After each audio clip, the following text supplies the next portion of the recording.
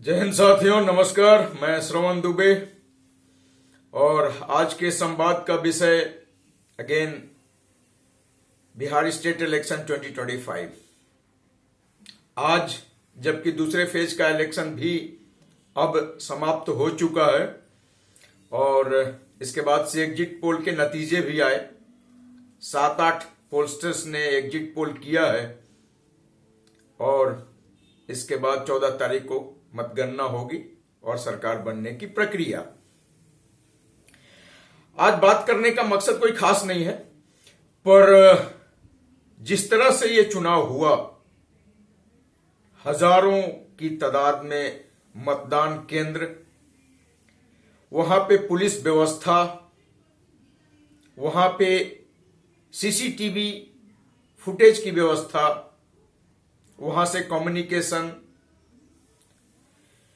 और वहां पे मत पेटियों का ले जाया जाना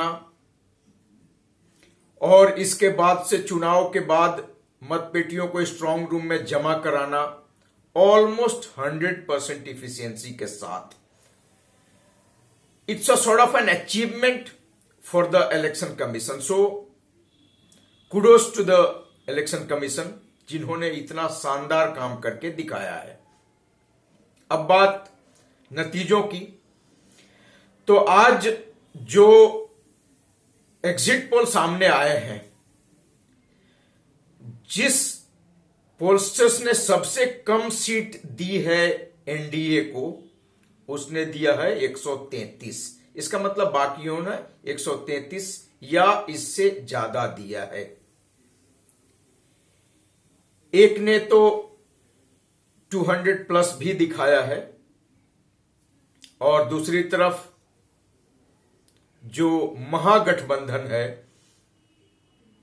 उसको सेटबैक सा मिलता हुआ दिख रहा है। दो ये नतीजे नहीं है, ये चुनाव के पूर्व का आकलन है on the basis of exit of the जो मतदाता हैं, वो जब एग्जिट होते हैं वोट करके, इसके बाद उनसे इंटरव्यू लिया जाता होगा या सैंपल साइज के आधार पर यह तय किया जाता है। तो इन्होंने यह तय किया है।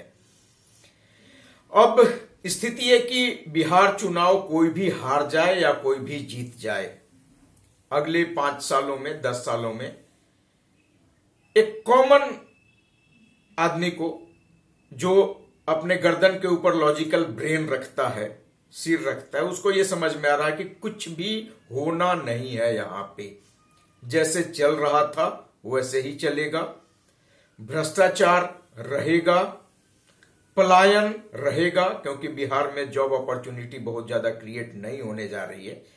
चुनावी सभा में कहने को कोई कुछ भी कर ले तो पलायन भी होगा, भ्रष्टाचार भी रहेगा, कमोबेश क्राइम भी होता रहेगा, डेवलपमेंट के काम भी होते रहेंगे, सड़कों की स्थिति और बेहतर होगी, बिजली की स्थिति ऑलमोस्ट स्टेबल है और खजाने में बहुत पैसा तो है नहीं कि और कुछ कर सके। ये जितना फ्रीबीज अनाउंस किया है उसके पूरा कर पाने का सामर्थ्य बिहार गवर्नमेंट के पास नहीं है, तो जाहिर है कहीं ना कहीं कॉम्प्रोमाइज करना पड़ेगा। ये सब होगा तो जीतता चाहे ये गठबंधन या वो गठबंधन या जनसुराज गठबंधन। जनसुराज चूंकि they're kind of virgin in this field, तो उनसे लोगों को उम्मीद थी कि शायद ये कुछ करेंगे, बट इवेंचुअली दे विड्रू। वो भाग गए, उनका लीडर ही भाग गया। वो कहते हैं ना कि अगर भेड़ियों का एक झुंड हो और उसका लीडरशिप एक शेर करे, तो सारे भेड़िए शेर बनकर युद्ध में लड़ेंगे और जीतेंगे। लेकिन अगर लीडर ही गीदड़ हो और भाग जाए तो दल का क्या होगा, यह समझना it's not a rocket science to understand this. तो वो भाग गए और फल यह हुआ कि तब नतीजों से भी भाग गए। अब बचे 2। अब आप समझिए इस चीज को जरा कि दो गठबंधन थे मेनली, जिनके बीच में मुकाबला होना था, मुख्य मुकाबला। एक गठबंधन का नेतृत्व कर रहे थे श्री नीतीश कुमार और दूसरे गठबंधन का नेतृत्व कर रहे थे श्री तेजस्वी यादव। अब नीतीश कुमार के गठबंधन में जो भी दल शामिल थे, जेडीयू तो नीतीश कुमार को कभी बुरा कहता नहीं, बीजेपी नीतीश कुमार को कभी बुरा कहता नहीं। बीजेपी के नेतागण बार बार अनाउंस कर रहे थे कि हम नीतीश के नेतृत्व में चुनाव लड़ रहे हैं और इसके बाद भी ये हमारा नेतृत्व करते रहेंगे। एलजेपी नीतीश कुमार को बुरा कहता नहीं और जो उपेंद्र कुशवाहा की पार्टी है वो भी इनको बुरा कहती नहीं। तो इस गठबंधन के कोई लोग तो इनको इनकी तारीफ ही करने वाले थे, कोई इनको बुरा कहने नहीं वाला था। दूसरी तरफ आरजेडी, जिसका मुख्य मुकाबला था नेतृत्व के खिलाफ, चुनाव लड़ रहे अपोनेंट के नेतृत्व के खिलाफ, उसने कभी नीतीश को कुछ भी गलत नहीं कहा, उनको ईमानदार भी कहा। वही हाल कांग्रेस का, कांग्रेस ने भी नीतीश को ईमानदार कहा। सहनी का कहना न कहना बराबर था, पर उन्होंने भी नीतीश के खिलाफ कुछ भी नहीं कहा। मुकेश सहनी के भी मुखारबिंद से कुछ नहीं निकला। पान समाज के नेता थे, उन्होंने भी कुछ नहीं किया। आईपी तो जब आप चुनाव लड़ने जा रहे हैं एक अपोनेंट के खिलाफ, वो भी ऐसा चुनाव जो भीषण है, जो बिहार में है, जो 5 साल बाद आता है, और आप अपोनेंट के लीडर को कुछ नहीं कहते, उल्टा बीजेपी से लड़ते रहते हैं। नीतीश को मुख्यमंत्री कैंडिडेट क्यों नहीं घोषित किया, कांग्रेस भी कहती है। नीतीश को मुख्यमंत्री कैंडिडेट घोषित क्यों नहीं किया, सहनी भी कहते हैं। नीतीश को मुख्यमंत्री कैंडिडेट घोषित क्यों नहीं किया। नतीजा क्या हुआ, सारा का सारा नैरेटिव जो तेजस्वी के साथ वंस अपॉन अ टाइम था, जो होना चाहिए था, वो नैरेटिव शिफ्ट हो गया नीतीश के साथ। नीतीश कुमार जी की जो भी गलतियां रही हो पिछले चंद सालों में, even in the assembly many a times there was a slip of tongue, सब लोग भूल गए। उनके पहले से ही कुछ तो उनकी उपलब्धियां थी। जिन लड़कियों को उन्होंने साइकिल दी थी एक जमाने में फ्री में, वो लड़कियां eventually over a period of time मां बनने के स्टेज तक चली गई, मां बन गई, और मां बनने के बाद उनको फिर 10,000 रुपया मिला। तो ये बात साइकिल या 10,000 रुपए की नहीं थी, ये बात थी कॉन्फिडेंस की, कि जिसने उनको इतना कॉन्फिडेंस दिया, साइकिल चलाने का कॉन्फिडेंस, और इसके बाद छोटा मोटा कारोबार करने का कॉन्फिडेंस, और इसके बाद जो निकाय के चुनाव होते हैं उसमें 50% भागीदारी का कॉन्फिडेंस। ये कॉन्फिडेंस क्यों, ये कह दे कि हम रात को 10 बजे कहीं भी घूमने चले जाएंगे तो हमारा कुछ नहीं होगा, हम सेफली घर लौटेंगे। और उस नीतीश कुमार के खिलाफ अपोनेंट के पास कहने को कुछ नहीं था। ये चक्कर में पड़ गए कुछ फूके हुए कारतूसों के, जो बोटियों पे पलते हैं, जो पहले बोटियों पे पलते थे, पूर्ववर्ती सरकारों के बोटियों पे। मैं नाम लेता हूं, गरिमा सिंह टाइप की पत्रकार, अजीत अंजुम टाइप के पत्रकार, रवीश कुमार टाइप के पत्रकार, सतीश केसिंग टाइप के पत्रकार, बाकी तो सब बहुत नीचे है, कन्हैया बेलारी टाइप, इनकी बात ही करना बेकार है। बट इन्होंने जो नैरेटिव सेट करवाया कि नीतीश कुमार को बीजेपी मुख्यमंत्री कैंडिडेट क्यों नहीं घोषित कर रही है, और पूरा मामला यहीं आके अटक गया। नीतीश कुमार के पास पहले से ही काफी प्लसेस थे कहने के लिए, ये एक और प्लस ऐड हो गया। इन्हें बात करनी थी अपनी, बोले 125 यूनिट बिजली देना गलत है। अगर 125 यूनिट बिजली फ्री देना गलत है, जो तुम घोषणा कर रहे हो वो देना कैसे सही हो गया। तो कुल मिला के इन्होंने पांव को उठाया और कुल्हाड़ी पे दे मारा। फिर जो एग्जिट पोल आना था उसमें ऐसा कुछ भी नहीं है जो एबनॉर्मल लगे, जो असामान्य लगे, कुछ भी असामान्य नहीं है। ये तो होना ही था। जब चुनाव में आप 16 दिन इस बात के लिए खर्च कर देंगे वोट की चोरी, और वोट की चोरी के साथ कोई इत्तेफाक नहीं रखता बिहार में।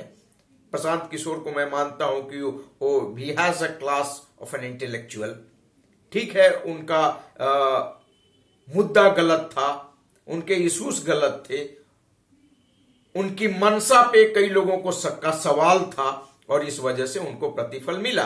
But even he didn't raise a question about vote चोरी। He said there is nothing called vote चोरी। और इस वोट चोरी के पीछे उसने 16 दिन खराब किया। खुद का तो कुछ था नहीं स्टेक बिहार में, लेकिन तेजस्वी को भाई ले डूबा। नतीजतन आज की ये हालत। इसके बाद जब सारी दुनिया वोट पकड़ रही है तो आप मछली पकड़ रहे हो, रोहुआ मछली। गरई मछली पकड़ने से वोट नहीं पकड़ाता भाई, वोट पकड़ाता है लोगों के बीच लगातार जाने से। और ये 10 दिन का नैरेटिव, 15 दिन का नैरेटिव, गरिमा सिंह कितना नैरेटिव सेट कर देगी तुम्हारे के लिए। बिहार के लोग गरिमा और गरिमा सिंह के चक्कर में नहीं आते। वोट अगर पाना हो, कॉन्फिडेंस अगर जीतना हो, तो सालों साल लगातार काम करना पड़ता है। और ये सालों लगातार काम करने का नतीजा है। ये 10 दिन के नैरेटिव से नहीं होता कि 125 यूनिट बिजली क्यों फ्री दे दिया, 10,000 रुपया क्यों दे दिया। नो, इस वजह से वोट नहीं मिला है। मुद्दे आपके पास थे। इवन मैं तो कहता हूं कि तेजस्वी लास्ट इलेक्शन में, 2020 इलेक्शन में, 2020 वाले इलेक्शन में, he was much effective, he was much vocal. लोग इनकी बातों को सुनते थे, भीड़ जमा होती थी, इत्तेफाक रखते थे। लेकिन वो बोलते हैं ना कि संगत मूर्खों से नहीं करनी चाहिए। बुद्धिमान आदमी से दुश्मनी भी करो, दोस्ती भी करो। दोस्ती मूर्खों से कभी नहीं करनी चाहिए, वरना इस स्टेज पे धोखा दे देगा, बाद में उसका कोई तुम्हारे पास अमेंडमेंट नहीं होगा। तो गरई मछली पकड़ते रहे, एमपी में बैठक बुलाते रहे, जंगल सफारी करते रहे, तब जब बिहार में डोर टू डोर जाके कैंपेन करने का समय था। इलेक्शन का आखिरी दौर चल रहा था, जब नेताओं को घर घर जाके अपनी बात पहुंचानी थी, तब जाके मीटिंग कर रहे थे मध्य प्रदेश में। तो बिहार में तो वही होगा जो राजस्थान में हुआ, जो हरियाणा में हुआ, जो महाराष्ट्र में हुआ, जो छत्तीसगढ़ में हुआ, जो दिल्ली में हुआ, जो मध्य प्रदेश में हुआ। तो कुछ भी असामान्य नहीं है। आप जैसा बोओगे वैसा पाओगे। अगर आप फुल टाइमर नहीं है पॉलिटिक्स में, तो ऐसा ही नतीजा आएगा। आगे से एक सड़क चेतावनी है, हालांकि they will not take this seriously, क्योंकि जो लोगों ने तेजस्वी की बुरी गत बनाई बिहार में, उनका मकसद कभी बिहार इलेक्शन को सीरियसली लड़ना और जीतना था ही नहीं। फंस तो गया ये बिहार में, जिसका सब कुछ यही है, यहीं से सब लेना देना है। तो ये भाई इस बार तो फंस गया, डिस्पाइट हैविंग नैरेटिव। जो इन्होंने शुरुआत किया और जो चक्कर में आ गए फूके हुए कारतूस पत्रकारों के, जो हमेशा गंदे नैरेटिव इनको समझाए और इन्होंने फॉलो किया। सवाल यह नहीं है कि मुझे कोई क्या कह देता है, सवाल यह है कि अगर मेरा पार्टी का स्टेक है, तो party has to take a decision, and the decision cannot be influenced by fired bullet journalist, fired journalist. तो फायर्ड जर्नलिस्ट के फेक नैरेटिव के चक्कर में इस बार आ गए, और इस बार तो गया। Let's see, but still there is no much hope सरकार किसी की भी बने। फिलहाल यही है बात कि जैसा कि एग्जिट पोल बता रहा है, एनडीए की सरकार बन जाएगी, और बन जाने के बाद क्या कुछ कर पाते हैं नया, जो कि इट वाज नेवर बिफोर। अगर ऐसा होता है तो we will love to see it. Till then keep talking. धन्यवाद, नमस्कार, प्रणाम, जय हिंद।